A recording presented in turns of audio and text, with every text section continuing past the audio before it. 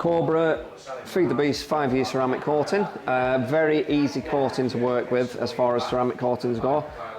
You'll get it in a little package like this. It'll have an applicator and a suede cloth inside, which I will show you now. So just to show you how to apply it. So you need your foam applicator, suede cloth. You want to get a nice even coverage on the cloth.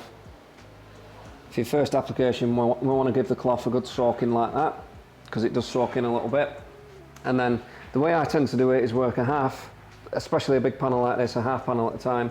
I'll do an outline and then I'll fill in the middle. So you want to do a cross-hatch motion. So you want to start with your outline.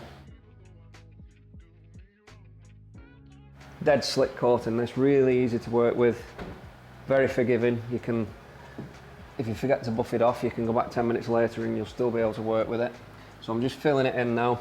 I've done my outline, I know where I'm working up to. And now I'm going to cross hatch it just to make sure we've not missed any spots. Very light pressure when you're doing this, you don't want to drag the coating off.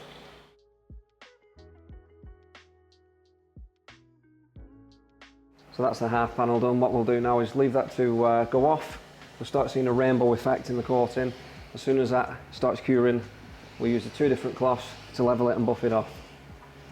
Okay, so we've left the product now for 2 to 3 minutes.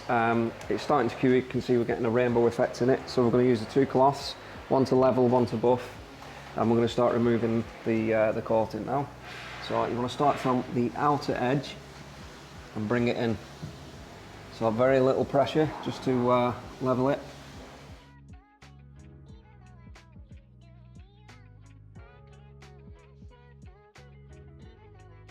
And then you want to take your nice plush cloth and just buff it up.